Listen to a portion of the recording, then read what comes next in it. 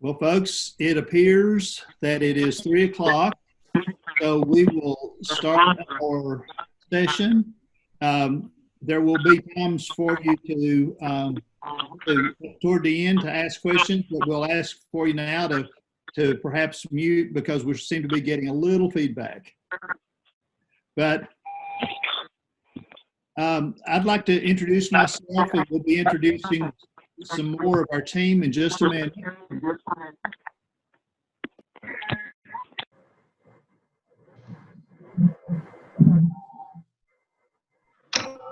I'm Richard Kitzmiller, Vice President of the Niswonger Foundation. We want to talk to you today about several things that are going on sponsored by or in conjunction with the Niswonger Foundation. And you can, if John, if you'll start the slides, John's going to start the slides and we'll get started with today's presentation.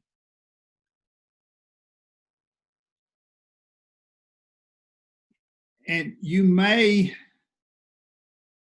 wonder why we're having today. We normally would love to do this at our Superintendent Study Council meetings, and in many ways this was publicized through the Superintendent Study Council meetings. But there is absolutely so much going on with political decisions, start of school decisions. Other kinds of things. There are things that are looming heavy on the plates of our school boards and our district leaders. So what we did was talk briefly with the superintendents about this and then do this invitation for today. So what we hope to do today is a more in-depth discussion of things that we briefly discussed with superintendents. We welcome you, whether you're viewing this live or whether you're joining us a few days later in the recording of this. And so we welcome you, whether you're a director of schools, whether you were given this invitation by the director of schools, or if you somehow otherwise found out about it. But we do hope to go in depth a little bit more with some opportunities and then cue you on where you may need to help support us, help us with ideas, or help us find the right people. So on the next slide, you'll see that that one of the things that you probably know about the Niswonger Foundation is that we have received some federal grants. One of them has long since expired, but we have two going currently. So we're going to talk to you a little bit about what you already know about the Rural Life Grant, for instance, and then some additions to the Rural Life Grant, and we'll talk about the new Teacher Center briefly and make sure that folks are clear about the purpose and are able to get some clarification on the roles of these grants. Rural Life we're about halfway through the 5-year Rural Life project, and it deals with literacy in the middle grades. We have finished with 36 middle schools, and we're onboarding our second group of middle schools. And so we will have served a total of 72 middle schools through this project. And again, we're about halfway through that. Much of this will not change, but we will talk about some additions to that may impact the schools, and we hope it'll help the districts in some ways. Dr. Richard Bales is heading up a new Teacher Center EIR grant. We are a regional partner with that. It is just starting this summer and this fall, and the focus of that grant is on developing academic coaches. Now, what we want to tell you, first of all, is that because there is so much going on with the schools, the opening of the bricks and mortar school or the opening of the remote school, that we're going to deliberately kind of stay in the background on these two grants for a while. We're going to be very light touch and help where we can when we're invited, but we aren't going to be necessarily right there every week in doing things like we normally would, because we know this is not a normal start to the school. So in these two federal grants, with the exception of some things we'll talk about in a minute, we will be a little bit more in the background than we normally would.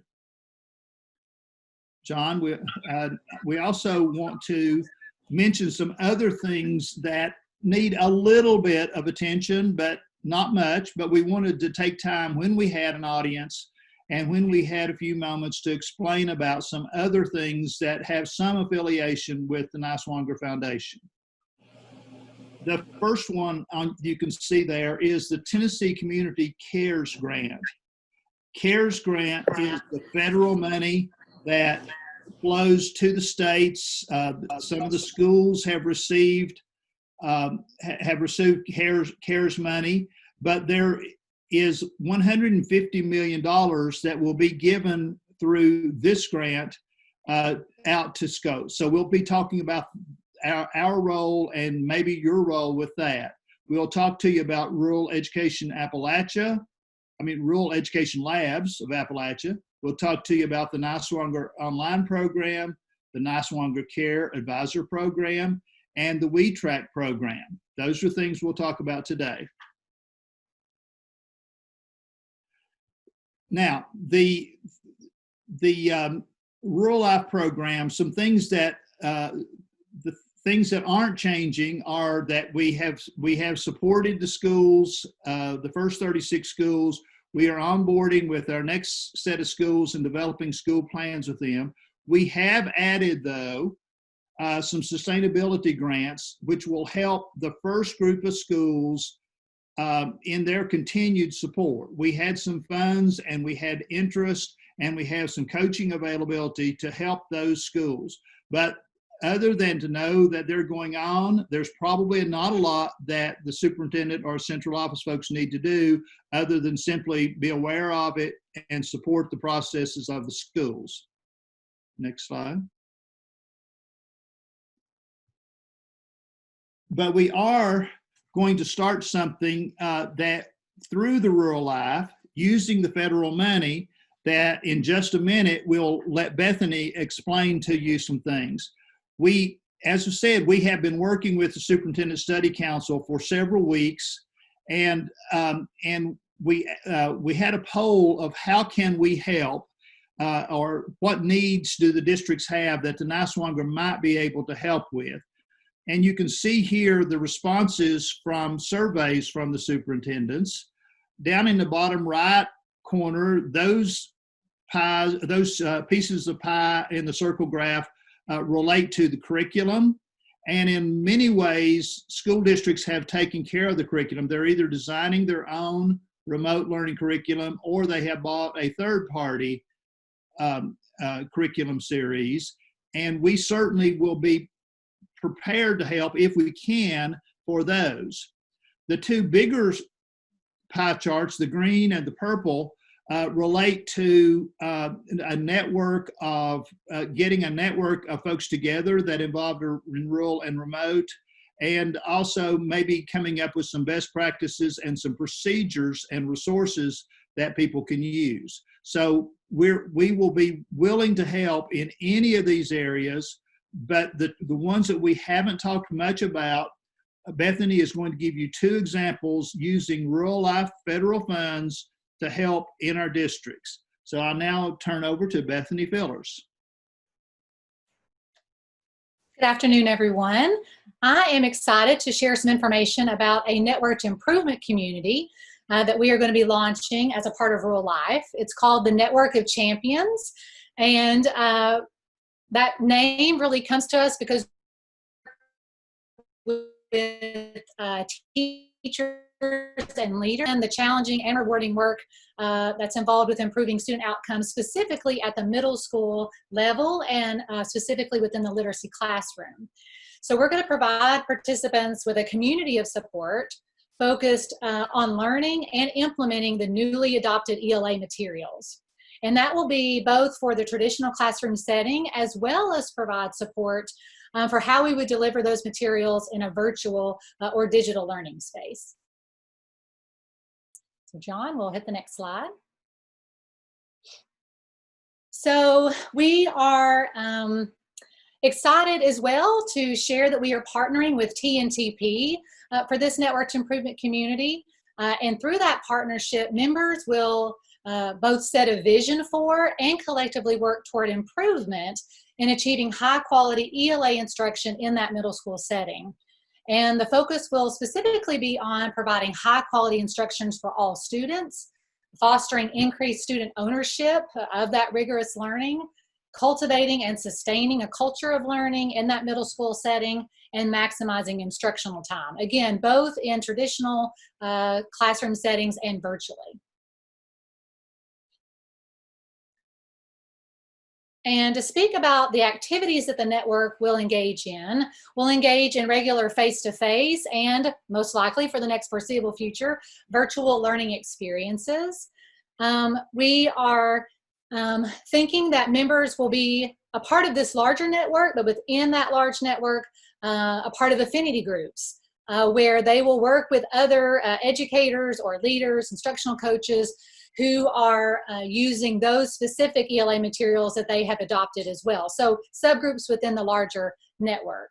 And the membership includes 2 years of learning through our partnership with TNTP, the resources that stem from that, and then stipends for both the teachers who are involved in this network as well as leaders who are involved.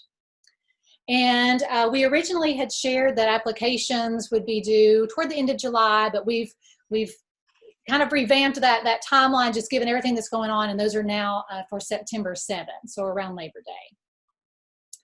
All right, an additional support that we're offering, really more broadly than the middle school area that Rural Life pertains to, is a K-12 opportunity called the Niswonger Remote Learning Series.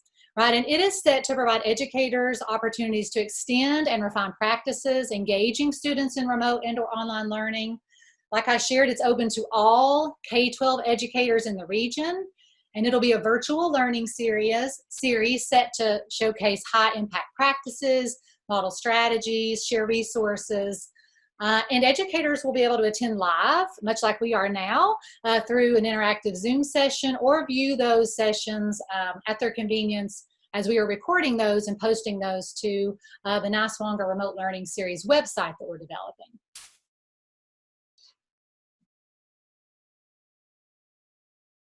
So our intent is to provide just-in-time professional learning for teachers, and these sessions will be every Tuesday and Thursday throughout the month of August and on through September, actually technically wrapping up October 1st, which I believe is a Thursday.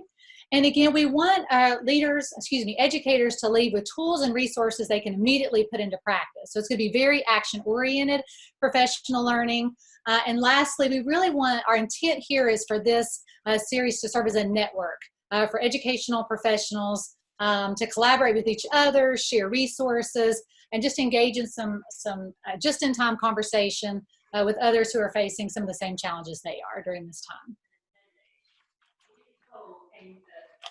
All right, John. So we just ask you to save the date, and as more information comes out, help us publicize this remote learning series with your teachers. All right, I will pass it on to Dr. Kitzmiller, I believe. Yes. Okay, thank you, Bethany, and we will be able to ask Bethany questions a little bit later on if you have questions about either of these two opportunities. Next slide, John. Tennessee Cares grant is not directly related to schools. As I said, it is not directly related to the Niswonger Foundation, but there are $150 million worth of funds available that maybe as early as this weekend or next week will become available. The Niswonger Foundation does intend to submit a grant. We certainly are a nonprofit, and we certainly do good work, and we certainly have been impacted by COVID. So we will be putting together a grant proposal on behalf of the Niswonger Foundations, and in large part that will be to support the schools. With that in mind, we are directly seeking ideas that you have if the Niswonger Foundation could help us do this with this state money, what are the ideas? So in today's chat, or you can follow up in the next few days if you have ideas that might help the Niswonger Foundation do a grant that would help the schools.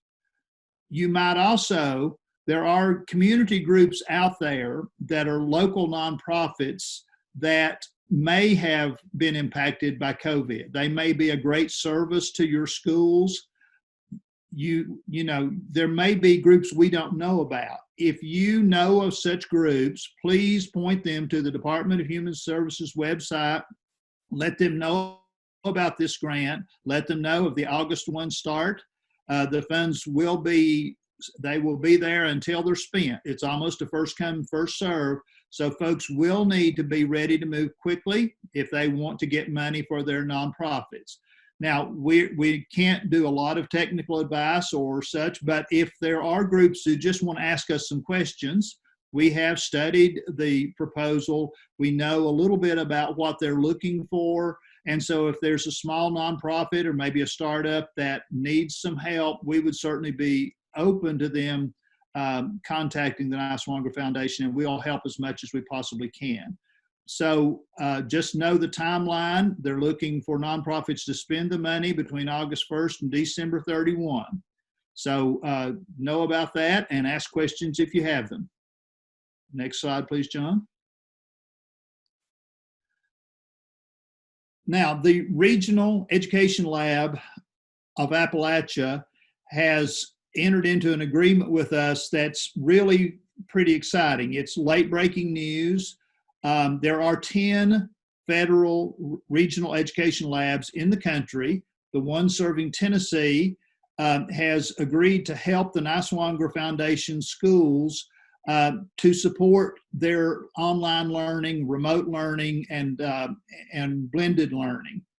It will appear in this way. It will be a series of 3 different webinars, about an hour, hour and a half. And there will be 2 opportunities for school systems to help us select people. There will be an 8-person steering team that will start very soon, just in a matter of days. That will be 8 people from local schools that will help steer the work of the Regional Education Lab. They will then design and deliver to a larger group of local participants, hopefully representatives of each school system, who will be equipped with materials and tools and the very latest, best research-based practices. And the REL will provide follow-up coaching after each of these webinars. So this is an exciting opportunity. We will probably need to have more details later, but be thinking about key people that would be good for the 8-person steering committee is our first big ask of you. Now, another thing that we know it comes up, but there are lots of questions about are the Niswonger online program. Questions about the Niswonger online program and the opportunities can best be answered by Gina Pavlovich. So I will yield the floor to Gina. Thanks so much. I just want to talk for a couple of minutes about the online program, and one part of the program that some of you may not be aware of. Before I start though, on every one of these slides, you're going to see my email address, and it's also, John has put it in the chat. Please share that with anyone who needs it, and feel free to reach out to me anytime if you have any questions, or if you just want to brainstorm ideas. I'm definitely here for you for that.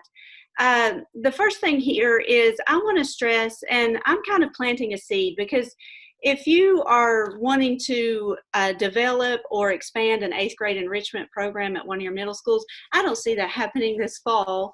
None of us do, but I wanted to kind of plant the seed and just make sure that everybody knows that we do serve 8th graders as well as 9 through 12 high schoolers. We've helped schools locally and across the state develop enrichment programs using our online classes. So I'm planning that there, and one day, a year from now, when you're talking about this, I hope that you think of me and you reach out to me if you want to talk about that in any way. But the big things I want to discuss are the two options that students have when taking our online courses.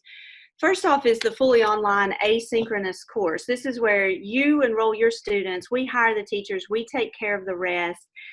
This is how 99% of our students go through our courses, and it's probably, when you think Niswonger Online, this is what you think of. However, we also have another option called the blended option that's available to your teachers and your students. This option was originally created so that teachers could take our online content and bring it into their classroom in a blended online setting. However, now with remote learning and many of your teachers, we know that you want to keep your teachers teaching, but oftentimes it's really hard for them to very quickly develop a fully online course. So this option is a way for your teachers to get their hands on a fully online developed course and then be able to take that course and edit it to meet the needs of all of your students. I'm going to show you our online course options and in just a moment. But as I'm talking, if you think of, oh, I wish Gina offered this, if you have any thought like that, please, again, email me and share it with me, because we're always just trying to meet the needs of your all's, you know, your needs and your students' needs above anybody else's. So if you have any needs like that, please know you can share it with me. John, if you'll switch slides. Gina, there's one question in the chat. Okay. It says, for the $15 fee, do we have to have Canvas for that?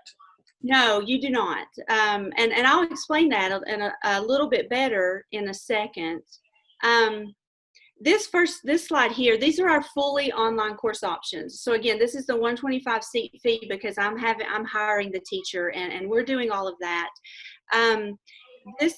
All of these courses here, it's all different subject areas. We have 8 AP courses, and you'll even notice that if you're familiar with our offerings, you'll see that we have added Algebra 1 for this fall, and we'll be adding Algebra 2 again for the spring, just because in the past we hadn't offered, the demand was low, but now those needs are changing, and so we're starting to offer that again. You can see all of these courses listed at niswongeronline.com if you click on high school course offerings. John, if you'll click to the next slide.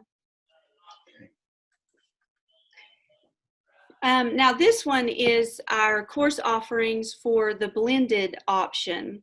Again, this is this $15 seat fee because we're not hiring the teacher. Your school system is going to provide the teacher. We only need that $15 because that helps us cover the expense of our SIS and our LMS enrollments. There's two big things I want to stress. One, this list of courses is very different from that previous list. We cannot offer all of our courses to your teachers for your teachers to teach from because of licensure commitments and fees and things like that. Like you'll see here, there's no AP Computer Science listed, and that's because there is a licensure agreement that we're in that deals with that course, and your students could not do this course because they wouldn't have access to the program that was needed. The other big one that I want to stress is that, and this is unfortunate, but I cannot give you or your schools or your teacher an export package of, say, Latin 1. I can't give you an export Canvas package and then you upload it into your Canvas instance. And the reason why is just 100% because of contracts with some of our third-party vendors. Like Latin 1 is a Florida virtual course, and we can put 10,000 students per year into our Florida virtual courses. But if I were to share that out to anyone outside of the Niswonger online instance, it would be breach of contract. So again, that's unfortunate, and I do hate that myself, but with our blended option, we can get your teachers in, we can get your students in very easily into our system. Your teachers will be given full editing rights to that course to turn it into a course that's really going to work for them and work for their students. And it's going to be something that all of them can access easily. And if any of your students have done online courses with us before, you'll know that they can the teachers, the students, and even your administrators will have access to our SIS so they can see how students are progressing and things like that. John has put in some links to the chat box. The big one is the Niswonger Blended Learning document. Check out that Google document. It has some more information about the blended option, and then it also shows you these course listings. And feel free to share that link with anybody who you think would be interested. And again, I'm here. If you ever want to talk about anything, please email me anytime, and we can talk and we can discuss. Richard, back to you. Okay. As we said, we understand that schools will be drastically different at the start of in August or September as we adjust to the new normal. And there are times where we can shift our focus away and maybe do more professional development than being in the schools. But there is one program that is very dependent on having access to students, especially high school students. So now I'm going to yield to Denise Arnold to talk about the Niswonger Care Advisor Group. Thank you, Richard. I just want to mention to everybody that all of our advisors are ready to report to schools. They're ready to serve your students. And what we have done is we've completed summer training with them, and they are prepared to serve students virtually, and they're prepared to serve students in person. So some of the things I just wanted to make you aware of the services that we are ready to provide. One of the things, and I guess my background as a school counselor and knowing that what's happening in school counseling offices this year as schools open is unprecedented. And so we're kind of shifting some of our focus in that if you want the advisors in your school counseling offices, we want them to just be a pair of extra hands. We want them to hand out schedules, answer phones, do whatever it is that they need to do to help the school to get started, because we know that it's going to be the busiest time ever. So we just wanted to extend that offer, and then we can, as things settle down, we can refocus on our priorities. So as we move into the schools, and I know we all experienced this last spring, our priority is going to be trying to get our hands on student contact information. That is the most important thing that we can do right now, because we need personal cell phones and email addresses. We also are set up to use a Remind app, which is a texting platform. So we want to get as many students as possible enrolled in that. I will tell you that this past spring, that's how we got students to stay in contact with us. We were able to engage them through this texting platform.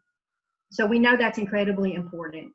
And there are 2 priority fall deadlines that so far we have received no information that these are going to change.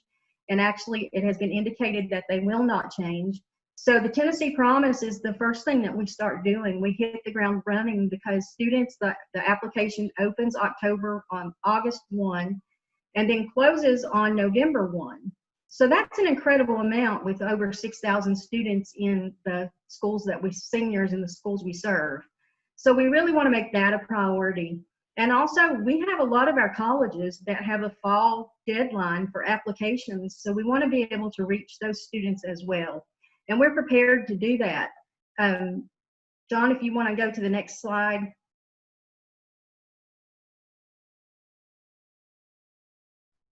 Okay. So currently we've reached out to the site facilitator, which is a person that the school principal appointed, and it's sometimes the lead counselor, sometimes another administrator. But we've reached out to all the principals and our site facilitators in all 30 of the high schools. And I did want to kind of give you a little summary of what we have discovered. We had principals who commented back to us and said, I want them to start immediately. So we have some advisors who have already are reporting to their schools. We have others that are scheduled to start in the next week. Then we have others, and this is where we really need some help and some guidance from directors and school administrators. They said, we just aren't sure if your advisors are going to be allowed in the schools. So that's something that we would really appreciate some clarification and knowing. And then we do have some schools that haven't responded, and we certainly are extending a lot of grace with that, because we know that there are so many priorities and so many things going on. But we did just want to make sure that directors know we are ready to start in these schools. We are ready to be an extra pair of hands, ready to do anything that the school counseling office needs to be able to get started in this school year. And the other thing is, and I know Dr. Kitzmiller has talked some at the directors' meetings about this, but we discovered in the spring that having personal cell phone numbers and personal email addresses would be the way that we could keep in contact with students. And without that, it becomes very difficult to engage students. So we are asking, of course, to be able to have some access to that information. Your school counselors were great in the spring that we would send them an email and they would forward it on to the students. But having access to that information, we are prepared to meet with students in virtual video meetings individually. We're prepared to meet with groups of students in a virtual setting. So whatever it takes, but that student contact information is crucial to us being able to work with our students. So if you have any questions, or if you would like to know an update about the high schools in your district and where we stand with those, we would be glad to provide that as well. And my contact information is on the last slide. Thank you. Thank you, Denise. And now one more update from the Niswonger Foundation. I'd like to introduce to you Law Loving. Law works with the Career Connect program in 2 of our school systems, but he also wants to give you an update on the WeTrack system, a database system that almost all of your high schools are using. So Law, talk to us about WeTrack. Thanks, Richard. Yeah, just briefly, the 2 school systems that have a Career Connect programming in their schools, we're working very diligently to move a lot of our programming online and to plan to do as much as we can virtually. That's challenging when you're trying to teach soft skills, but that is absolutely something that we're working on, and we'll have a good plan for that going forward. As far as the work ethic diploma is concerned, early last spring, as this COVID pandemic began to unfold, we began to sort of look at some ways that we could continue to expand participation and improve participation in the work ethic diploma via our WeTrack software, and that's not just our region but across the state now. And so what we've done is we've gone in and added some new features that will allow you to do a lot of the points tracking in an even more efficient way. It will allow your students to interact virtually as far as uploading documents for points, and we've got several other new features as well. So for those of you that might be new to it, really quickly, the work ethic diploma is focused on grade 12, and it is for seniors to show that they can do some soft skills and some technical skills to show employers that they are good future employees, good future workers. So what we've done is created this WeTrack software that is free to use for all your schools, all the users in your schools, the staff, the students, and the employers are all able to use the site without any cost. But it's a good way to streamline your tracking process and to connect students with employers and give them a way to be a little more accountable. So the new features are being put onto the site now, and we'll be doing some testing and making sure that all the bugs are worked out. And later in August, we'll have some webinars. We'll send those out broadly. There'll be multiple opportunities to attend. Just strongly encourage you to keep your staffs paying attention to that, and those that are involved with the work ethic diploma definitely should plan to attend one of those webinars to check out the new features. I'm going to put the workethicdiploma.com link in the chat, and I'll also throw out my email in case there are any questions. And that's it for me. Thank you. And now, in summary, what we will skip the things that were just reports and go to the things that we want to remind you that there may be an action item for you. So for Rural Life, we want you to support the sustainability grants. We hope that you will encourage the right people to get into the network improvement community. That's the community dealing with the adoption of the new ELA materials. We want to help us encourage people to do the remote learning series. We want you in the Community Cares Grant to give us ideas for the Niswonger's application, or seek out other nonprofits that might want to submit an application. For Rural Education for the regional education lab, we want you to be thinking about good participants in that online remote learning professional development series. For Niswonger Online, we want you to be thinking about student needs of courses that they may not be able to get in this strange time that we're in. And for Niswonger Care, help as much as you can, help our advisors get in touch with the seniors so that they can, even without the normal supports, that they can make the transition from high school into college. And so now we're going to share our contacts, and I'm going to tell you who we have on board. We do this, the webinar, for those of you that are live, you can point other people to it on the Niswonger Foundation website or the Rural Life website. We have sent those links out. We will do both the recording and the PowerPoint itself, or the presentation itself, for the links. So we'll try to make sure you can find this information again, or that you can give it to someone else. Now, our contacts, we have all these folks are here today. I will invite Dr. Mia Hyde, if she wants to say a word about her program, and then Dr. Nancy Dishner, I'd like to invite you to say any closing remarks that you might have. So Mia, do you want to say anything to the group? Sure. Hello, it's nice to see everybody. Many of you guys already know about the work of CER, but basically CER is an educational consortium that's currently serving 19 school districts in Northeast Tennessee. And the mission of CER is to improve student achievement by providing some kind of common teacher-created peer-reviewed materials, as well as common benchmarks, pacing, and data sharing.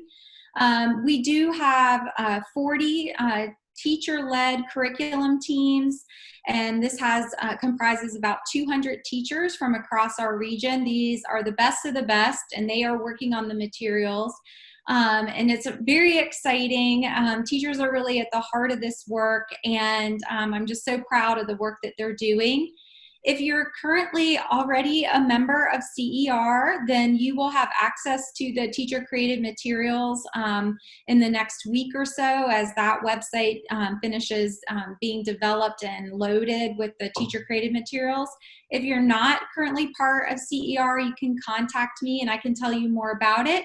And hopefully get you on board, but feel free to reach out if you have any questions.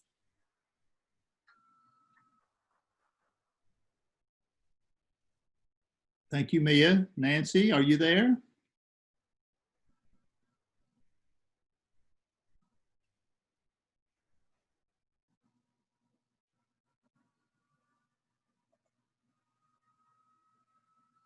Well, let's Dr. Kitzmiller, sorry.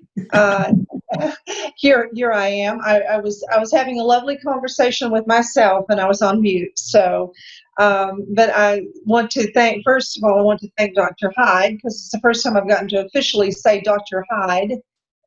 And so congratulations on just receiving her doctorate, and to all our staff for the presentations. Thank you. To those who joined us, I hope that what you see in these presentations is two things. One is our tremendous interest in supporting our school systems in every way we possibly can as you're working on instructional decisions for the coming year. Well, you have so many problems you're facing, so many challenges in getting school year back up and running, that the thoughts of academics have almost had to take a second seat to the other kinds of things that you're trying to do with health and safety and just scheduling and those types of issues. So we hope that we can be a real support system for you, and our hope is that you saw in the information provided here that there will be a number of opportunities that we will try to help to reinforce the work that you're doing with academics in the coming year. And then secondly, that we have an intense interest in helping you to keep the students focused on that ultimate goal. a goal of preparing themselves and being ready to go on to post-secondary education. The things that they're going to have to do to academically prepare themselves, but also those critical issues of meeting the timeline for scholarship opportunities and FAFSA completion and those things. So we will appreciate everything you can do to help us to be able to be in the schools doing that work. So thank you for joining us, and know that the information that's provided in the chat will connect you to all of us, and we'll be ready to help in any way we possibly can. Now, we promised you time for questions and answers, and we will open it up. If you have a question for any of us, we would invite you to put it in the chat. We also think the group is small enough that you probably can just unmute yourself and start speaking. Dr. Bales is here from the New Teacher Center grant that he has. He's posted some information in the chat for you. So now we would welcome you to unmute yourself and ask a question or put it in the chat. And we covered a lot of information, and we may have raised more questions than we answered, but questions, please. Gina, can you send us a list of the courses that are the full courses, the $125 seats? I sure will. The fully online? Yes, You ma'am. want me just to send it to you, or you want me to call? I can copy anyone if you need that. Just let me know. If anybody else wants it, that's fine. But yes, if you'll send it to us, please. I definitely will. Thank you. Uh-huh.